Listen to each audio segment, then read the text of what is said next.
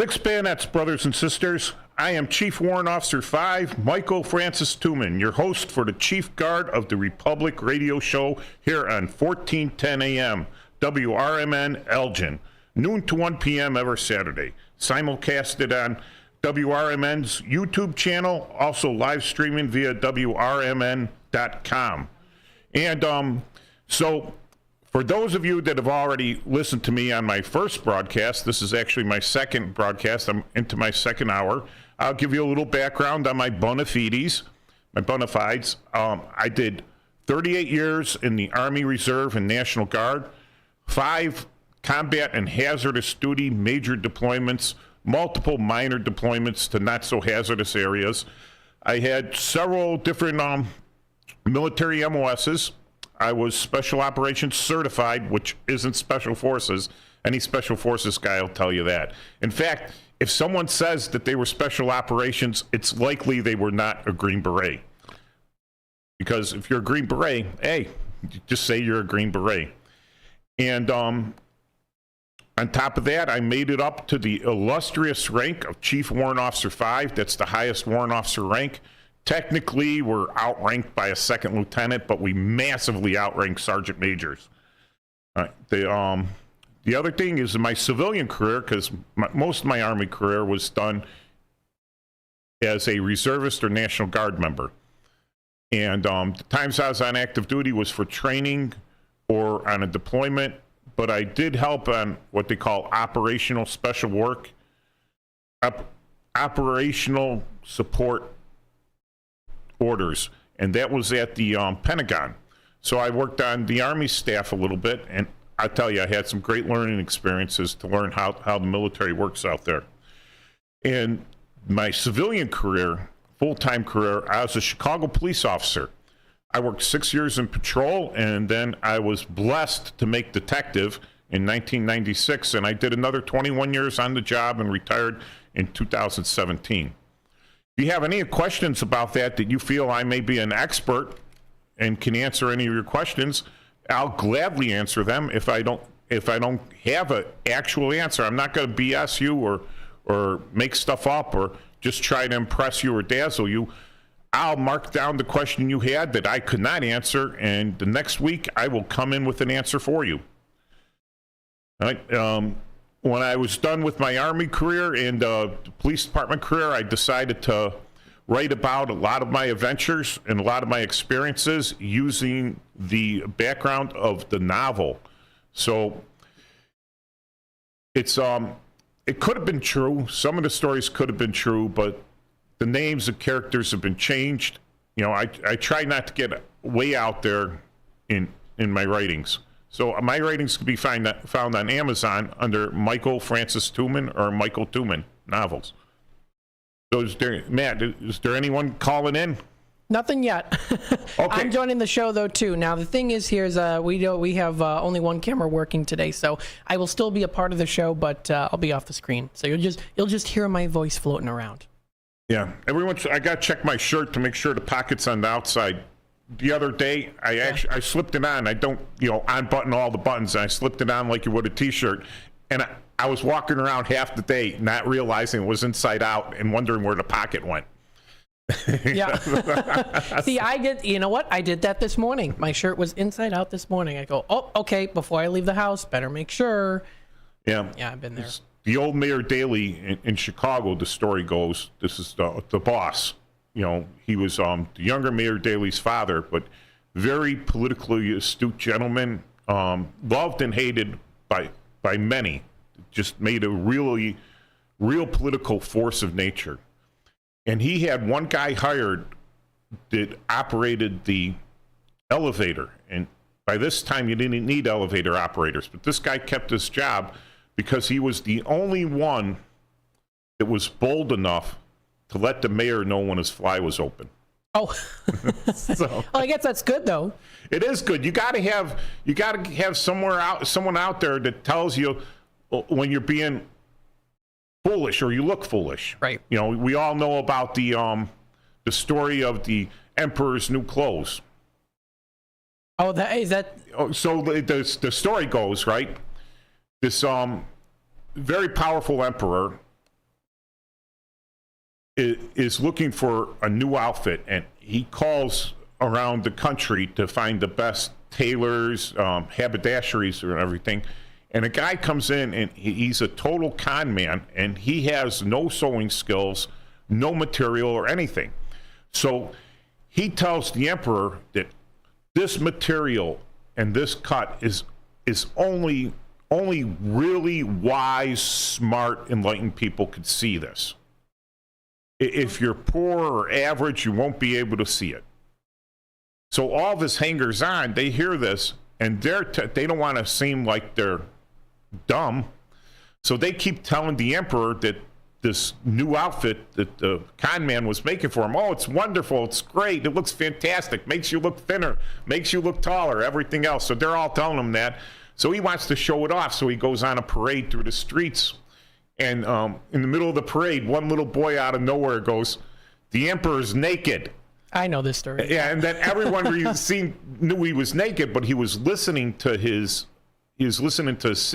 I don't know how to pronounce, sycophant, followers on, hangers on, entourage. Yeah. All right, so they don't really tell you the truth. They just tell you what you want to hear, kind of sucking up to you. So I tended to be that sort of guy in the military and on the police department. Okay. Bosses didn't like that. Yeah. I can't be too polite. I try to, you know. I don't intentionally try to go out and hurt other people's feelings. All right, so that gets into my bona fides, and one of the things, like my expertise, is as a soldier, retired now, 38 years, but also as a veteran, and I have a strong feeling for all the veterans organizations. And they say there's over 2 million veterans in Illinois that still haven't registered for the VA or are not a member of a veterans organizations, people that have served and everything. Well, back in the day, before 2019, in order to be in the American Legion, everyone's heard of the Legion, it's the largest veteran organization in the United States. In order to have been a member in the Legion, you would have to, at minimum, receive a National Defense Medal. National Defense Medal, if you're on active duty during a time of war or when the Department of Defense says, okay, we're in a time of war, like during Vietnam, all right, it's a conflict, but it was a time of war, the draft was on, you know. People were going overseas, and so the National Defense Medal was open, all right. During Desert Storm, it was open. 2001, when we went out to Afghanistan, they opened it. So kids were coming out of basic training, and immediately they had the national defense because they served one day. But during the Cold War period, between Vietnam and Grenada, we went into Grenada, and that was only open for a couple months, right? And that medal wasn't open. So we weren't considered at a state of war. So a lot of guys that were on active duty for 3-4 years, maybe over in Germany, over in Korea, somewhere, they weren't allowed to join the Legion because they were considered only peacetime service. And a lot of guys, they only did 6 to 8 years in the reserves or guard. Maybe they even did more, but they never got the deployment. They never got the national defense ribbon. So in 2019, former President Trump signed into law the Legion Act. And what he said is the United States has been in a state of war since December 7th, 1941. So as long as you did honorable service in the military, whether guard, reserve, active duty, that you are now qualified to join the Legion. Okay. So a lot of people don't know about it. I don't think it was highly advertised over the internet or over the press or anything. I knew about it. A lot of my fellow Legion members who are in the Legion, they don't know about it. So I wanted to get the word out on that because these guys may have been told they can't join, but now they can.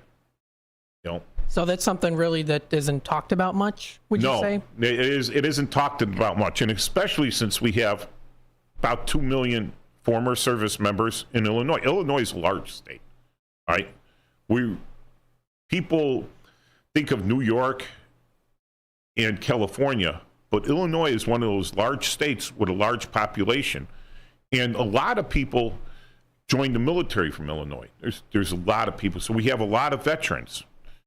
And if they're not a member of the service organization, then our politicians, our leaders, the less people you have in a group, the less they care about you. Yep. So we put more you could say you're a veteran, but if you're not organized into groups where you could speak as a group, right, then they're not going to listen too much. So I'm encouraging anyone that's able, that was reserve guard or had been told in the past that because they didn't have wartime or national emergency service that they couldn't join. I'm encouraging them to join. The other thing I'm speaking from the heart here about things that I like. Someone could call in and say, hey, you're wrong. I think you should have, I think you should have so many Valor medals before you could join this organizations or anything. It should only be for the high speed guy. But that's not my thing. I think you do your 1 day in, you do your 3 days in, you stepped up, you served, whether you got out because you had medical condition or some other thing came up, you still stepped up, joined the service. The other thing is the Veterans Administration. Unlike private organizations like the American Legion, the Veterans of Foreign Wars, Disabled American Veterans, those are the big ones. There's others out there, Special Forces Association, Polish Legion of American Veterans, Italian American Veterans, lots of them. The Veterans Administration is a government organization, and it focuses on veterans' benefits. Okay. And some guys, one of the big things people hear about is education benefits, which are great. I was lucky enough that in 2009, they signed a law that said anyone that had deployed, anyone that deployed post 9/11, so 2001, anyone that was in the military post 9/11, you could turn over your educational benefits to a spouse or to one of your kids, one of your children, which was great for me because by that time I had already had a college degree. I had no intent of going back to college and get more educated, but my son was going. So as long as I continued my service in the reserves and or the guard, they would allow me to transfer those benefits. And education benefits are a big thing. The other thing is the medical benefits, right?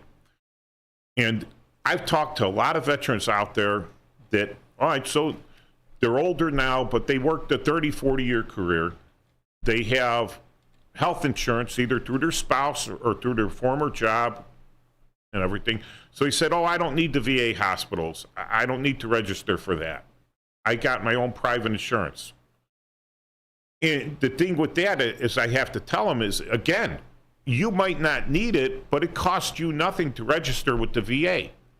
The more people we get registered with the Veterans Administration, the more funding they get. The more funding they get, the better services they can provide, especially to those that need the services and can't afford it. Mm-hmm. I have, I got private health insurance through the military when I retired. So I pay a little bit for TRICARE. But I still use the VA because I trust my doctor there. And they were really good with my father, who was a veteran. My Uncle Mitch, he was a veteran. They did real great things for him. That was at Hines Hospital.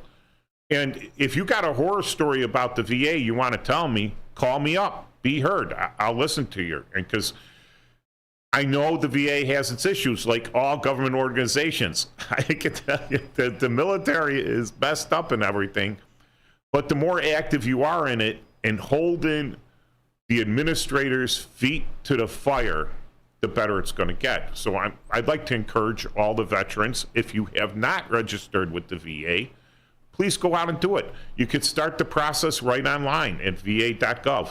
Absolutely. If you are interested in doing that, you can also, of course, comment live here in the chat. What we'll do is we'll take a quick little time out here, and then we'll be back with more in just a bit. Stay tuned. Six bayonets, brothers and sisters, and I'm back. this is Chief Warrant Officer 5, retired Michael Tooman, with the Chief Guard of the Republic. So to go back into a little more specific detail, because 38 years, well, the first 20 kind of crawled along until I realized that I was locked in for a pension, and then the next 18 years went pretty quick. Yeah. Though that's where I did the bulk of my deployments, which is great because by that time I had a little bit higher rank, you get treated a little better, paid a little more. Mm-hmm. So when I started out in the Army, I was not a very good student at Northern Illinois University, and I kind of got let go. So I went to join the Army Reserve, and I joined up as a truck driver. I wanted to be a mechanic. I had very high scores, really high scores. I could have done anything, but the recruiter was like, I was just a warm body, and he didn't do any more work than he needed to do. And that's one thing about recruiting. I got nothing bad about them, right? Recruiting's a hard job. They're gonna hit their mark as soon as they can, and once they get their quota, then they might spend a little more time on you, right? But then I worked with some very fine gentlemen up in Rockford at the Charlie Company 863rd Heavy Combat Engineers. I don't even know if they're still there. Oh, I don't know. What's it called again? The 863rd Heavy Combat Engineer Battalion. And they were out of Rockford. So I had taken a test in basic training about my competency to learn languages. What they didn't realize was I was probably a better test taker than I was a language learner. So they told me, hey, you go to the language school. I didn't even know the military had a language school, all right? And that's one of the hidden secrets, like you wouldn't know. A recruiter won't tell you unless they told them, listen, we need you to recruit so many people for the language school. The big push was Arabic and then Persian Farsi. That was the big push back a while ago because we're doing everything in Iraq and Afghanistan. But now they've gone back to Russian. Go figure. Right? So they're pushing people to go to the Russian school. So my dad told me, you really need to go to this school. My buddies tell me that this is a great school because, he didn't know much. He was a paratrooper in field artillery. So I said, okay, well, I went back to talk to people and talk to my commander at the 863rd, and he says, yeah, you could transfer over to an MI unit because they're short of smart people, and you got some really high scores here, So I went over, and they sent me for Czech, learned the Czech language, so Bohemian, and I did very poorly in languages in school.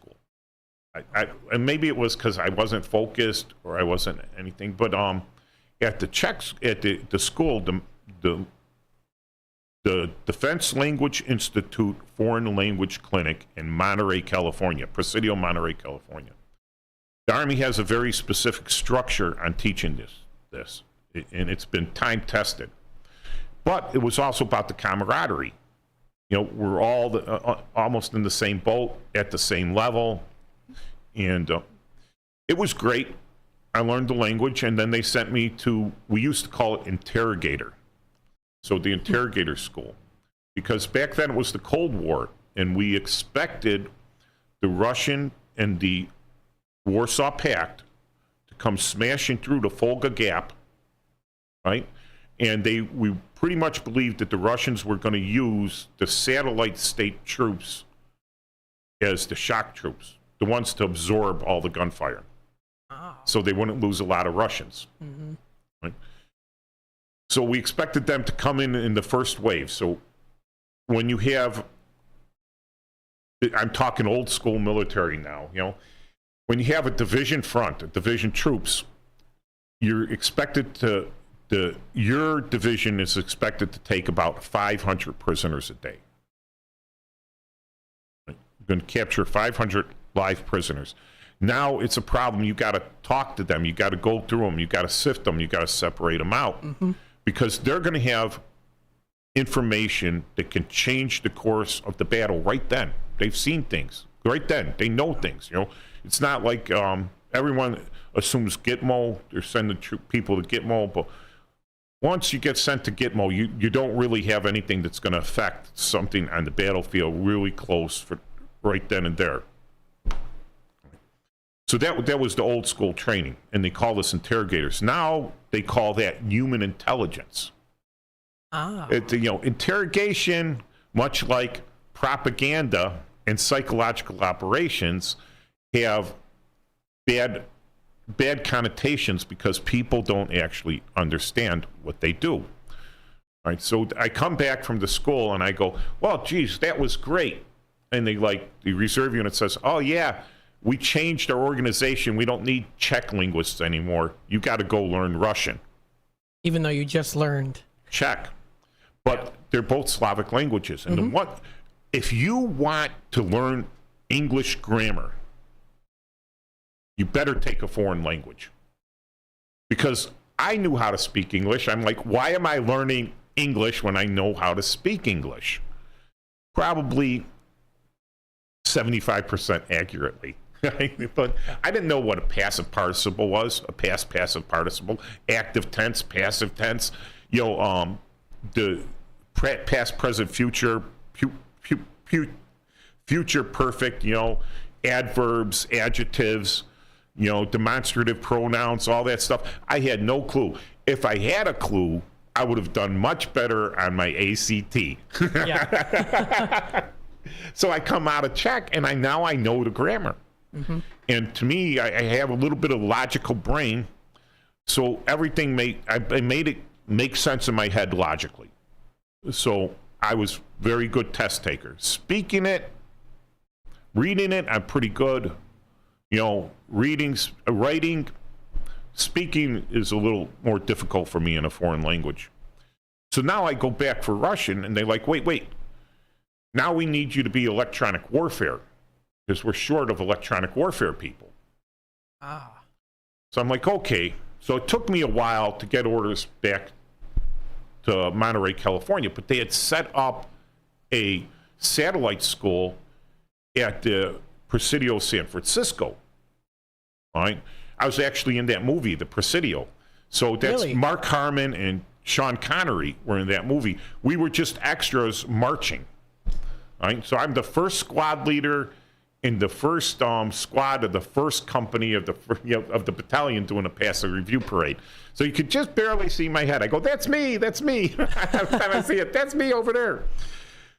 So I go back there, and Russian was a lot easier because I had the Slavic language grammar down. And the words are, the Czech words, although Czechs use the English alphabet with some special characters, and the Russians use the English alphabet, the Latin alphabet. I'm sorry. Am I being a little xenocentric here? Yeah.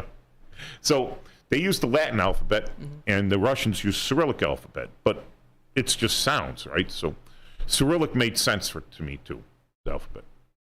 So then I go to electronic warfare school, and that was you needed a top secret security clearance, and they call it low level voice intercept now, right? We called it something else. I'm not going to talk much more about that because it could get sensitive, right? But then I came back to my unit, and the leadership had kind of changed, and I came back and they were treating me kind of poorly. I had made it up to sergeant, and for the last year and a half, I had been a sergeant in a platoon, but I was just a junior sergeant. But I a platoon on active duty for a year, so I come back and says, now I'm due for a promotion to staff sergeant. And I go to my boys, I go, hey, when you going to put me in for staff sergeant? And I brought all sorts of paperwork back saying, this guy did a good job, he was a good leader in the class and everything, and had a real good rating.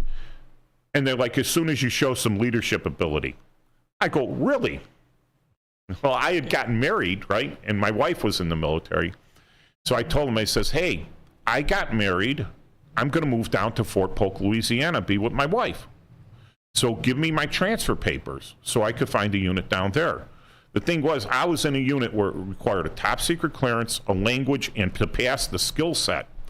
Very few people could do that, so I was one of the few in that battalion that was considered qualified. Ah. Clearance, language, skill set, right? Plus, I could pass a physical fitness test and my weigh-in. They couldn't say anything because I was married. So they give me the letter, right? And I go to Arlington Heights to the psychological operations unit, and I just show them the letter because I've been released from that unit, and they take me. Oh, they were mad. They were mad. But I'm like, hey, and I retrained with psychological operations. They call it propaganda, but it's advertising. It's marketing. It's fantastic. You know, if they had a warrant officer MOS, a warrant officer position in psychological operations, I would have never left. Yeah. So what we're going to do is take a quick time out, and we'll be back with more Chief Guard of the Republic. Stay tuned. Fixed bayonets, brothers and sisters, and we're back. Chief Warrant Officer 5, Michael Francis Tuman. And no one seems to be asking me any questions. Maybe I sound a little scary, but I'm actually very approachable.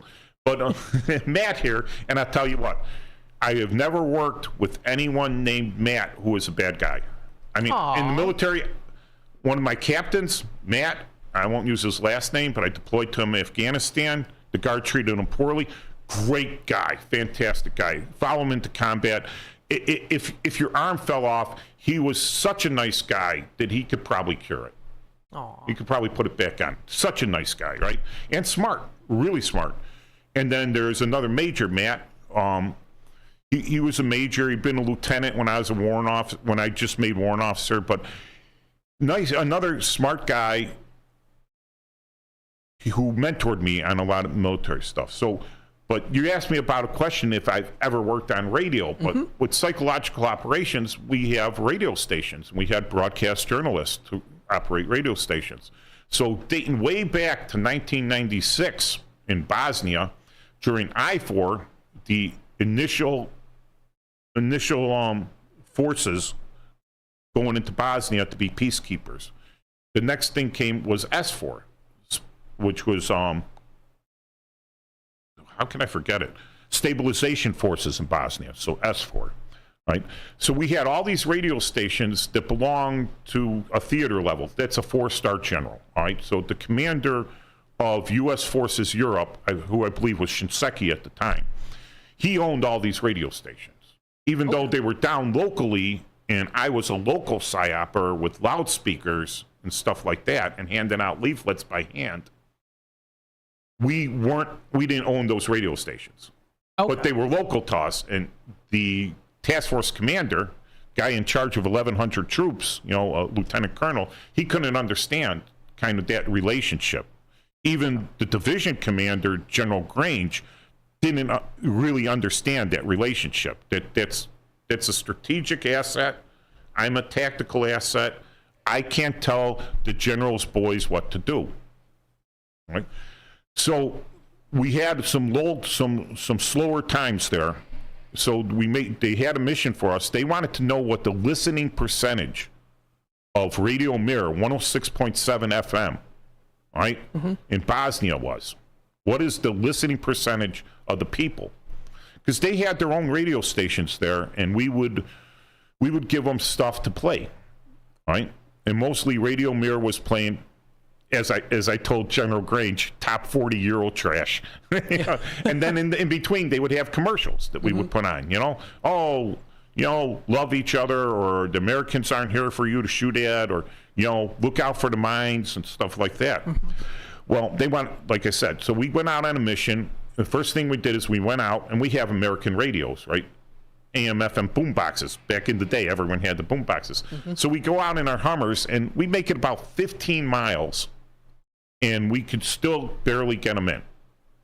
So that's FM, line of sight, and we only had 2,000 watts. They only had 2,000 watts. So we start going into the little villages, and we're like, hey, have you ever listened to Radio Mirror? And I got my Croatian interpreter with me and everything, and they're looking at me. I go 106.7. Now they're looking like a little crazy. I says, hey, let me go to your radio, because I see they got a radio, and tune it in, right? All the radios made in Yugoslavia only went up to 104. Ah. So they had spent hundreds of thousands of dollars to put up these radio stations at 106.7, not realizing that 99% of the Bosnian population there only had radios that went up to 104. Oh, goodness. So they couldn't even listen to it. Now, we put this up in the report, but our survey, because we do surveys to check on the way people feel, it's like marketing, right? So we came up with 0.7% of the population would listen to the 0.7%. Yeah. So I says, if we send this up in a report, it's going to confuse these guys because I guarantee you the bigwigs will go, oh, 70%. Yeah. So I said, we're going to round this up to 1%. We're just going to round it up 1% and send up the report. Well, our boys down in Sarajevo, again, the theater level guys got this report down from us, and they spent $50,000 of operational funds to redo our survey.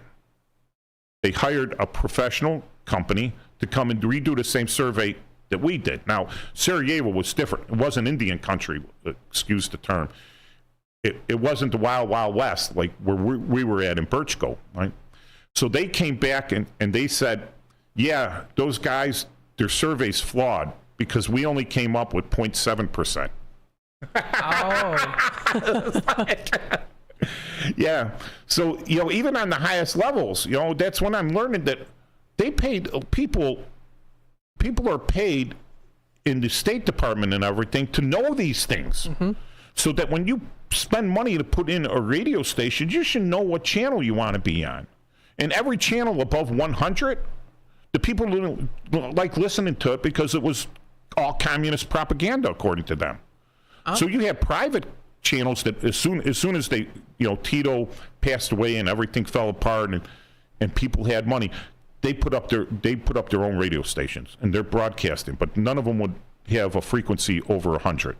Okay. Interesting. Yeah. So that's kind of a bummer that had happened. it was no one told us this. I'm like, and here at the time I was only a sergeant first class. Okay. All right, but that's pretty high up in the enlisted world because you have 1 to 9 ranks. All right, with a 9, you'll hear the term sergeant major. All right, master sergeant's an 8, also first sergeant, sergeant major. All those all seem big, but back before 1954, a sergeant first class, also known as platoon sergeant, a first sergeant, a master sergeant, and a sergeant major, and a command sergeant major were all the same pay grade. Oh. It wasn't a promotion. It was just like a lateral move. You still made the same amount of pay as the platoon sergeant did. Right, so then they invented those super ranks. Right? So I thought I was considerably up there for an enlisted guy. But it was shortly after that I got promoted back into military intelligence. Okay. And I didn't want to drive all the way up to Fort McCoy.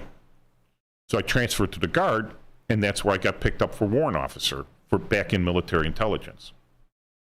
There you go. That's so interesting about the radio, though. Yeah, no, you think, oh, look at this. They know what they're doing. And you're like, I bet you they got something really basic wrong.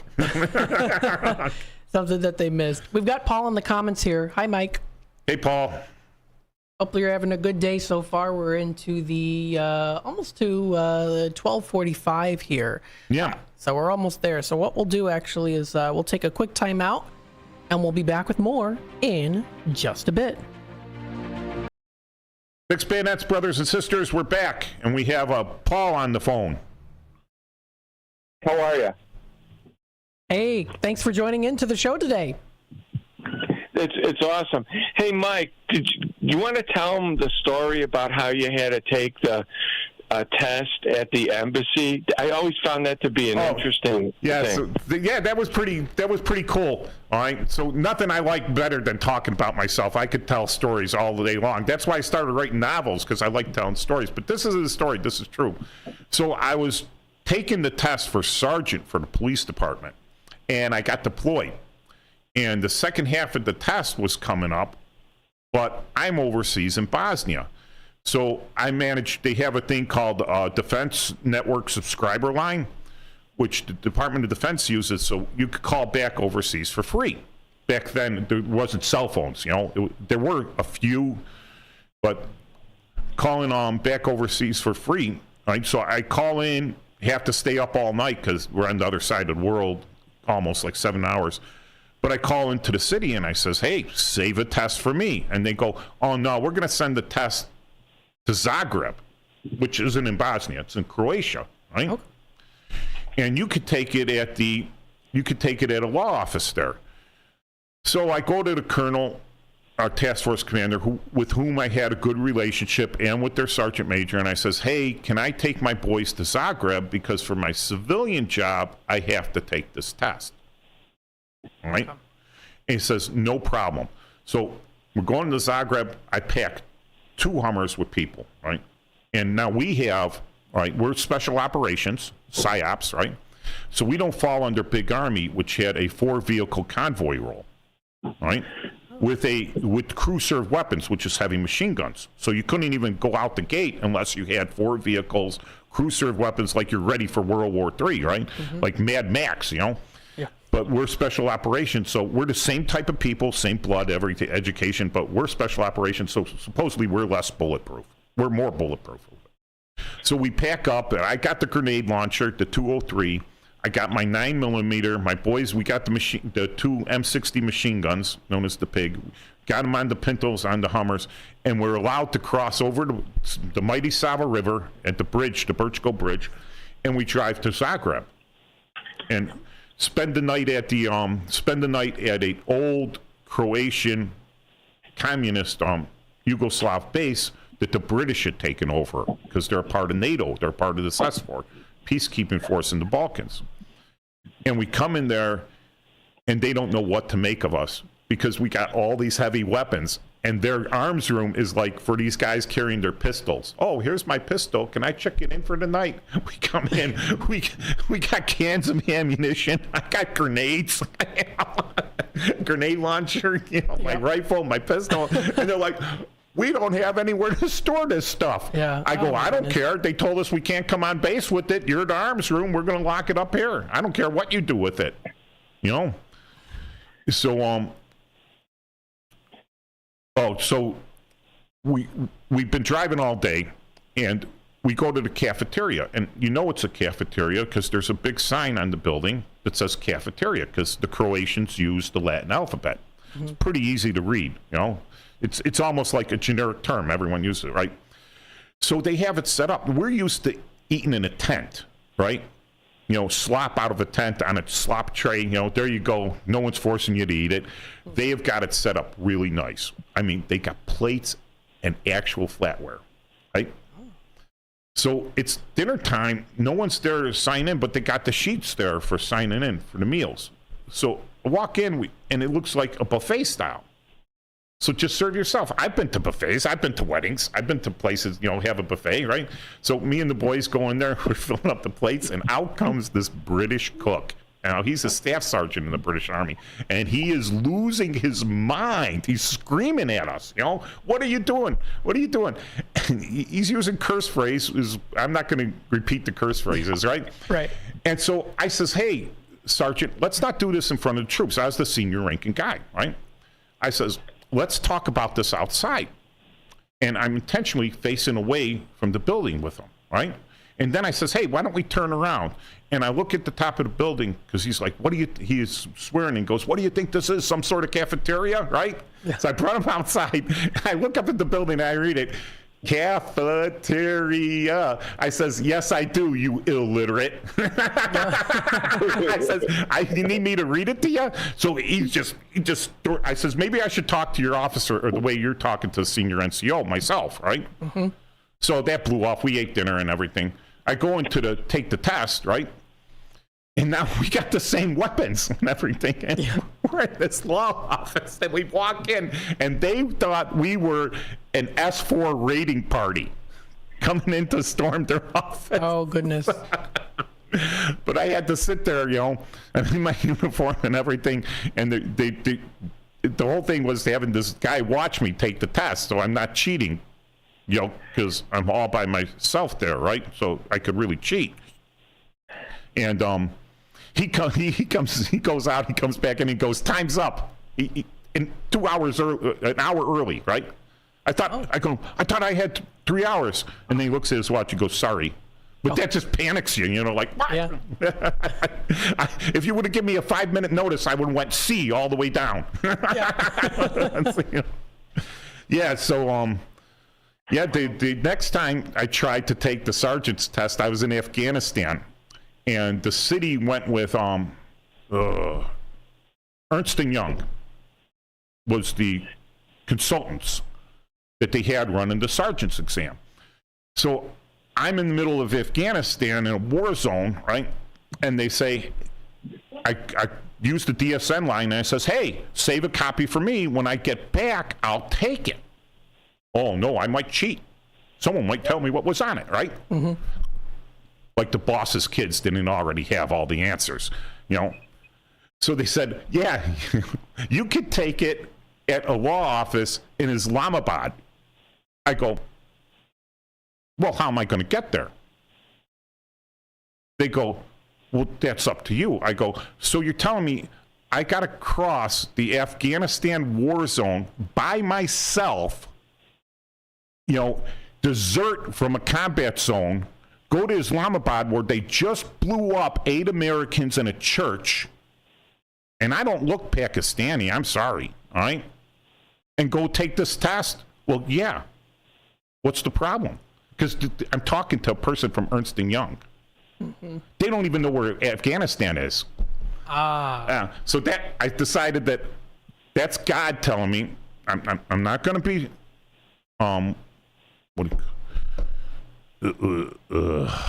not heresy. There's another word for it. All right, but I've learned to see God in my life. All right, I learned to see His actions and everything, and that was Him telling me, you don't need to be a sergeant, Mike. You're happy as a detective. And I'm like, yes, I am. Yes, I am. You enjoy being a detective? Oh, God, yes. Oh, man. If I had to be a patrolman like my brother my whole career, I would just... I wouldn't have made it. Yeah. I'd be in Statesville. If not a federal prison. We've also got Dean DeLaley here in the comments. Hi, Matt. Good piece on the radio information. Nice show. And the producer, too, of course. Thank you so much. Yeah, Matt. Great producer. Now I understand when I'm listening to these big fancy jocks. Look out, Dan Bongino. I'm coming for your job. Matt's coming for whatever. I should know the producer's name. He's always talking to him for Dan Bongino, Okay. So when I make it big, Matt, you're coming with me. Oh boy. I know. So yeah, that was an interesting thing. I just taking the test, and I wonder why couldn't an Army guy sit there, because they got test officers. I was a test officer where your whole job is to give the people the test and watch them so they don't cheat. To time them and everything. Why they couldn't give it to an officer in the Army, ship it over. They had DHS over there. Ship it over to them. Have that captain or major or whatever, or even lieutenant, sign off saying, yeah, I watched Sergeant Tooman take this test and he didn't cheat. Yeah. Oh, goodness. We've got about 3 minutes left. Yeah. So next week, be my third show. I hope I get more people calling in. I'm going to push it out there, try to get people to call in. I'm going to threaten my friends, call in or, And, but the next week after that, I'm going to get my buddy Ranger Joe Kelisek to cover for me, because I got a couple important weddings to go to. And I just don't want to do a canned show. And I can't think of this guy. His name might not be Matt, but he's another great guy that even though I met some really bad people in the Guard and Reserve, I had met, for every 10 people I met, there was one good guy that balanced them all out. Oh, nice. And he'll be on here, not this coming... October, the first weekend in October. I hope so. If not, I'll find someone else, and they'll be good people. Well, sounds good. I look forward to it. Thank you, Matt. And thank you, of course. And thank you to Paul for joining in today. How's your day going so far? Real good. Real good. Very good. Great show, you guys. Don't forget to check out my webpage, Psylink.net, PSYLINK.net. So if you're interested in my novels and some of the Public Guardians, every single story there is based on an investigation I did. So I changed the names, changed the areas, the times, and everything. But, I didn't make these stories up. They actually happened. So it's Psylink.net, is that what you said? Yes, Psylink.net. I was surprised that no one took that. I'm like, wow, it's out there and it's only $10.99? So there it is, Psylink.net. Yeah. Michael F. Tooman, also Flying Monkey 5 November. We talked about that last time. Yeah, we talked about that last time. My call sign, my radio call sign. Very cool. You've got the novels on here, any contact information, of course, action-packed novels for your reading pleasure. And definitely feel free to check out all that information. That is Psylink.net. You've got some great books here, of course. I know we did talk a little bit about that last time. And I look forward to talking a bit more here, too, when it comes to the future. I definitely also want to know more about your detective work, too.